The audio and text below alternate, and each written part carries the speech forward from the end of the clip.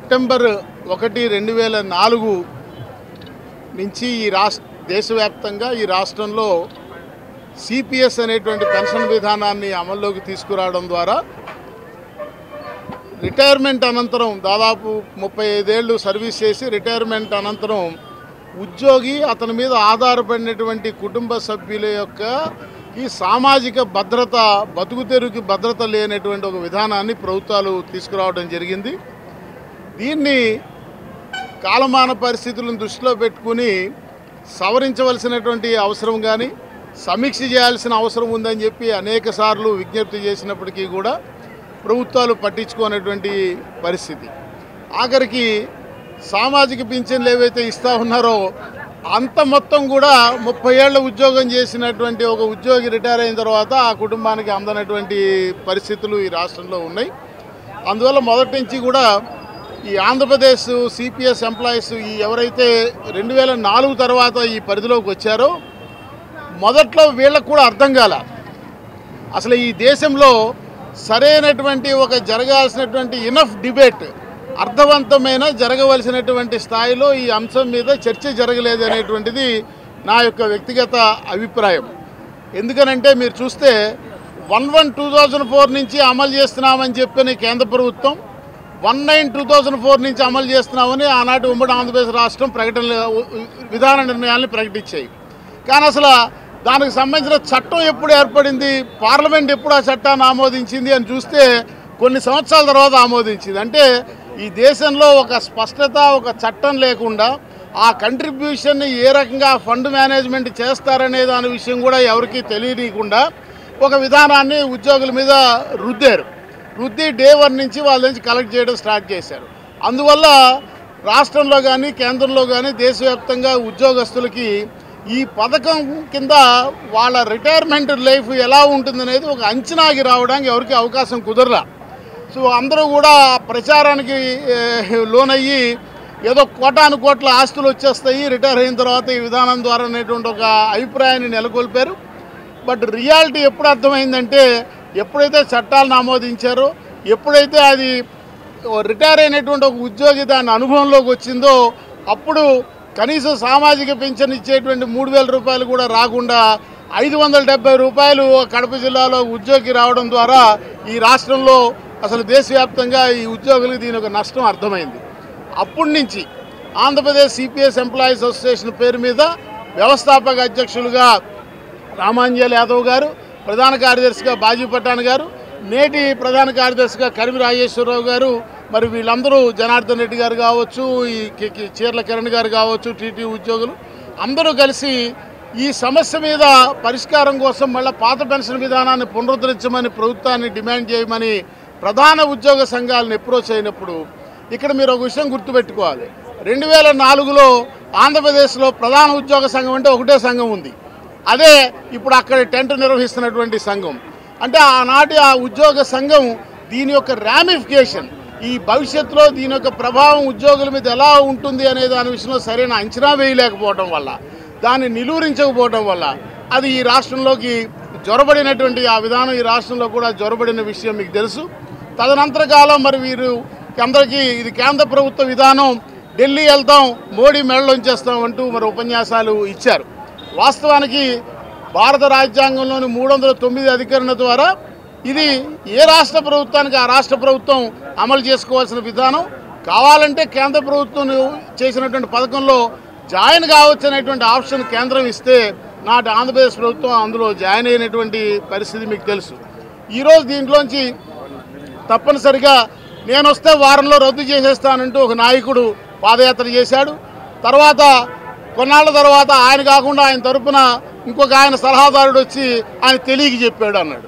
ఈ తెలియక చెప్పడం ఒక ఇన్ని లక్షల కోట్ల మంది మీద ప్రభావం చూపించేటువంటి ఒక ఆర్థికపరమైన విధానపరమైన అంశాన్ని ఒక ముఖ్యమంత్రి స్థాయిలో ఉన్నటువంటి నాయకుడు తెలియక చేశాడు అని చెప్పడం అంటే అది ఆ పార్టీ యొక్క రాజకీయ అపరిపక్వతని తెలియజేస్తూ ఉందనేటువంటి విషయాన్ని మనం చేస్తూ ఉన్నాం. అట్లాగే మరి ప్రస్తుతం మరి అధికారంలో ఉన్నటువంటి పార్టీల్లో మరి ప్రధానంగా జనసేన పార్టీ తరఫున ఆ పార్టీ అధినేత తను మొదట నేను కూడా ఒక పెన్షనర్ బిడ్డనే నేను వస్తే ఈ పెన్షన్ విధానాన్ని రద్దు చేస్తానని మొదలు చెప్పి తదనంతరకాలం కూటమిగా ఏర్పడిన తర్వాత ఒక సంవత్సరంలో దీన్ని సమీక్ష చేసి అందరికీ ఆమోదయోగ్యమైన విధానాన్ని తీసుకొస్తామని చెప్పారు. గత ప్రభుత్వంలో వారంలో రద్దు చేస్తామని చెప్పిన ఆయన దిగిపోతూ కొత్త పెన్షన్ విధానం జీపీఎస్ అని చట్టాన్ని చేసిపోయాడు. ఈయనేమో సంవత్సరం తర్వాత ఈ రెండింటినీ సమీక్ష చేస్తా అన్నారు. సంవత్సరం ముగిసింది. ఈరోజు వరకు ఎటువంటి పురోగతి లేని కారణంగా ఈరోజు ఈ సమస్య మీద తిరిగి పోరాటాలు ఉధృతం చేయాలనే ఉద్దేశంతో రాష్ట్ర వ్యాప్తంగా సిపిఎస్ ఉద్యోగ సంఘాల ప్రతినిధులు ఎవరైతే ఇక్కడికి వచ్చారో వారందరికీ ఆంధ్రప్రదేశ్ ప్రభుత్వ ఉద్యోగుల సంఘం పక్షాన హృదయపూర్వక అభినందనలు తెలియజేస్తూ ఆంధ్రప్రదేశ్ ప్రభుత్వ ఉద్యోగుల సంఘం వ్యక్తిగతంగా నేను వీళ్ళ యొక్క డిమాండ్కి సంఘీభావంగా ఈరోజు నాకు నేనుగా వీళ్ళతో కలిసి నల్లవాళ్ళని మెడలో వేసుకుని నా నిరసన తెలియజేస్తాననేటువంటి విషయాన్ని ఈ సందర్భంగా మనవి చేస్తూ ఉన్నా. ప్రభుత్వానికి కూడా నేను ఈ సందర్భంగా హితవు పలుకుతూ ఉన్నా. సమస్యని దాటవేసినందువల్ల కాలయాపన చేసినందువల్ల అది ఏ రకంగానూ పరిష్కారము కాదు, మీకు రాజకీయంగా మేలు చేయదు. అది ఏదో ఒక పరిష్కారాన్ని శాశ్వత పరిష్కారానికి మీరు ముందుకు రావాల్సినటువంటి అవసరం ఉన్నది. సమస్యని నానబెట్టినందువల్ల అది మరింత జటిలమవుతుందే తప్ప దానికి మార్గం సుగమం కాదనే విషయాన్ని ప్రభుత్వం కూడా గుర్తెరిగి తక్షణమే తాను ఇచ్చిన హామీ మేరకు సంవత్సరం పూర్తయింది కాబట్టి ఈ సిపిఎస్ జిపిఎస్ అంశాలకి ఒక శాశ్వత ముగింపు పలకాలని నేను డిమాండ్ చేస్తూ ఉన్నా. Thank you. విజయవాడలో జరుగుతున్న కార్యక్రమానికి విచ్చేసిన ఉద్యోగ సంఘ పెద్దలకు, నాయకులకు, ఉద్యోగస్తులకు, నా ఆత్మీయ మిత్రులందరికీ పేరు పేరున హృదయపూర్వక నమస్కారాలు తెలియజేస్తూ, కేంద్ర ప్రభుత్వంలో అయినా రాష్ట్ర ప్రభుత్వంలో అయినా ప్రభుత్వంలో కావచ్చు పరిపాలనలో కావచ్చు ఉద్యోగుల యొక్క పాత్ర కీలకమైన విషయం మనందరికీ తెలుసు. ప్రభుత్వం రైలు అయితే ఉద్యోగులు ఆ రైలుకి ఇంజన్ లాంటి వాళ్ళు. అదేవిధంగా ప్రభుత్వ ఉద్యోగం అంటే ఆర్థిక భద్రత ఉంటుంది, ఉద్యోగ భద్రత ఉంటుంది, రిటైర్మెంట్ తర్వాత పెన్షన్ భద్రత ఉంటుంది. కాబట్టి ప్రభుత్వ ఉద్యోగం అంటే ప్రభుత్వ ఉద్యోగం వస్తే చాలు జీవితం సాఫీగా సాగిపోతుంది అనుకుంటున్న రోజుల నుండి ఈరోజు ప్రభుత్వాలు తీసుకుంటున్న నిర్ణయాల వల్ల, ఉద్యోగస్తుల పట్ల అవలంబిస్తున్న విధానాల వల్ల ప్రభుత్వ ఉద్యోగుల పరిస్థితి దినదిన గండంగా తయారైంది. ఉద్యోగుల పట్ల అవలంబిస్తున్న విధానాలు కావచ్చు, వేధింపులు కావచ్చు, అరాచకాలు కావచ్చు, అదేవిధంగా ఉద్యోగాలకు సంబంధించిన హక్కుల పైన కావచ్చు, అణచివేసే ధోరణి కావచ్చు, అనేక రకాలుగా ప్రభుత్వాలు మారినా, పార్టీలు మారినా, నాయకులు మారినా ఉద్యోగుల యొక్క పరిస్థితుల్లో మాత్రం మార్పు రాలేదు. ఈరోజు మన రాష్ట్రంలో తీసుకున్నట్టయితే ఉద్యోగుల పరిస్థితి ఎలా ఉందో మనం చూస్తున్నాము. ఉపాధ్యాయులను non teaching professionals, non teaching విధుల కోసం ఉపయోగించుకుంటూ అనేక రకాలుగా ఇబ్బంది పెట్టే కార్యక్రమం చేస్తున్నారు. పోలీసులు, రెవెన్యూ లాంటి ఉద్యోగస్తులను ఏ పార్టీ అధికారంలో ఉంటే ఆ పార్టీ కార్యకర్తల్లాగా ట్రీట్ చేసే ప్రయత్నం జరుగుతోంది. మరీ ముఖ్యంగా ఆర్థిక సంస్కరణల పేరుతో ఉద్యోగస్తుల యొక్క జీవితాలతో చెలగాటమాడే కార్యక్రమాలు చేస్తున్నారు. అందులో ప్రధానంగా గత యూపీఎస్ ప్రభుత్వంలో భట్టాచార్య అనే కమిషను ప్రైవేట్ ఉద్యోగులకు సంబంధించి, సాధారణ పౌరులకు సంబంధించి ఉద్యోగ విరమణ తర్వాత తీసుకోవాల్సిన చర్యల గురించి తన కమిషన్ ద్వారా కేంద్ర ప్రభుత్వానికి నివేదిక సమర్పిస్తే ఈ నివేదికను ఆధారంగా చేసుకొని ప్రభుత్వ ఉద్యోగుల పైన సిపిఎస్ అనే ఒక విధానాన్ని ప్రవేశపెట్టి సుమారు 80 లక్షల మంది జీవితాలతో చెలగాటమాడే కార్యక్రమం చేస్తే రాష్ట్ర ప్రభుత్వాలకు, రాష్ట్ర ప్రభుత్వ ఉద్యోగులకు సంబంధించి ఆనాడు కేంద్ర ప్రభుత్వము దీని మీద నిర్ణయం తీసుకునే అవకాశం ఇచ్చినప్పటికీ కూడా రాష్ట్ర ప్రభుత్వాలు కూడా ఉద్యోగస్తులకు వ్యతిరేకంగా ఇదే సిపిఎస్ విధానాన్ని అమలు చేసే కార్యక్రమం చేస్తే ఆ రోజు నుండి ఈ రోజు వరకు ఇక్కడ మనం చూస్తున్నాము ఏపీ సిపిఎస్ ఎంప్లాయీస్ అసోసియేషన్ ఆధ్వర్యంలో గతంలో అనేక పోరాటాలు చేశారు, ఇప్పుడు చేస్తూనే ఉన్నారు. ప్రభుత్వాలు మారుతున్నాయి, పార్టీలు మారుతున్నాయి, అధికారం మారుతోంది. కానీ అధికారంలోకి వచ్చిన తర్వాత ఉద్యోగస్తులకు న్యాయం చేయాలని కానీ సిపిఎస్ విధానాన్ని రద్దు చేయాలని కానీ ఏ ఒక్క నాయకుడికి, ఏ ఒక్క పార్టీకి, ఏ ప్రభుత్వానికి చిత్తశుద్ధి లేకపోవడము చాలా బాధాకరమైన అంశము. ప్రతిపక్షంలో ఉన్నప్పుడు పెద్దలు ఇంతకు ముందే చెప్పారు, ప్రతి పార్టీ, ప్రతి నాయకుడు కూడా మేము అధికారంలోకి వస్తే సిపిఎస్ విధానాన్ని రద్దు చేస్తాము, మీకు న్యాయం చేస్తామని చెప్పారు.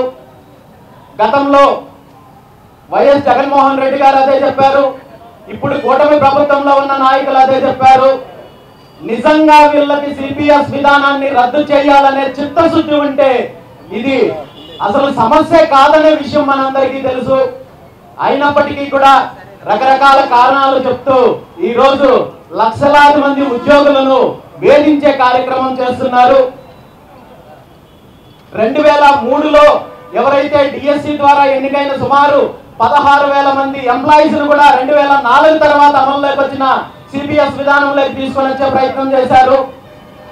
ఈ విషయం సంబంధించి తెలంగాణ హైకోర్టు స్పష్టంగా ఆదేశాలు ఇచ్చి తెలంగాణలో ఉన్న ఉద్యోగులకు న్యాయం జరిగినప్పటికీ కూడా ఆంధ్రప్రదేశ్ లో ఉన్న ఉద్యోగస్తుల విషయంలో ఏ ప్రభుత్వం ఇప్పటి వరకు సరైన నిర్ణయం తీసుకోలేదు. మొన్నటికి కూటమి ప్రభుత్వం అధికారంలోకి వచ్చిన తర్వాత నియామకాలు జరిగిన డిఎస్సి విషయంలో కావచ్చు, గ్రూప్స్ విషయంలో కావచ్చు, వీళ్ళకి అసలు సిపిఎస్ ని అమలు చేస్తారా లేదంటే జగన్మోహన్ రెడ్డి గారి పీరియడ్ లో తీసుకొని వచ్చిన జిపిఎస్ ఏదైతే రాజముద్ర వేశారో ఆ విధానాన్ని అమలు చేస్తారా ఇప్పటి వరకు స్పష్టంగా ప్రకటించలేని పరిస్థితి. ఎందుకంటే వీళ్ళెవ్వరికీ కూడా ఉద్యోగస్తుల యొక్క సంక్షేమం పైన కావచ్చు, ఉద్యోగస్తుల యొక్క డిమాండ్ల పైన కావచ్చు చిత్తశుద్ధి లేకపోవడమే దీనికి కారణం అని చెప్పి ఈ సందర్భంగా తెలియజేస్తూ, ఏది ఏమైనా నేను ఒక్క విషయం చెప్పదలుచుకున్నాను.